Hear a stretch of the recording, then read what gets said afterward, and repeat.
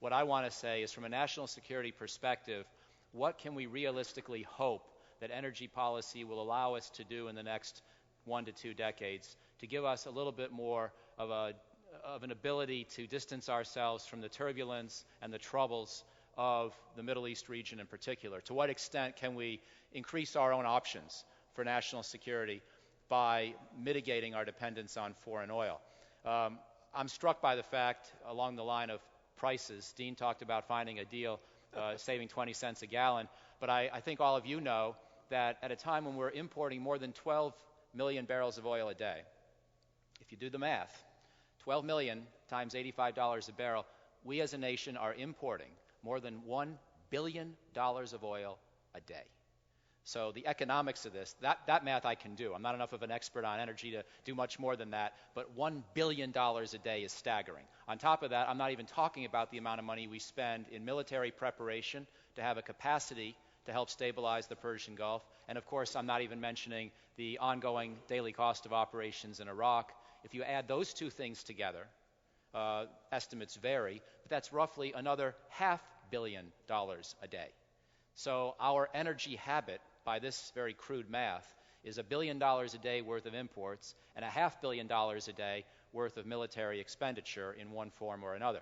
Now, I do not want to over-dramatize how much we can reduce that simply by going towards alternative sources of energy. And I think our panelists tonight will give a very sober accounting of what's feasible and what's not feasible. But I would like to present this thought.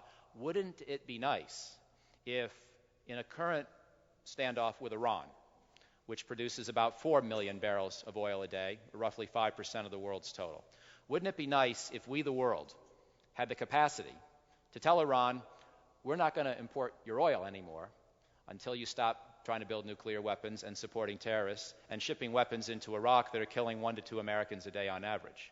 Wouldn't it be nice if we felt we had that luxury or that liberty or that policy leverage? But you know what? We don't, because we're already tired of escalating oil prices. We're tired of spending $3 or $3.25 or $3.50 a gallon at the pump. And as a result, Iran, which has this complete dependence on oil for its national economy, almost has the upper hand on the oil issue with the United States and the other industrial democracies. So what I'm proposing to you, and I'm happy to go into this in more detail later, is that we do have the ability, if we can even mitigate our our national oil dependence by a few million barrels a day over time.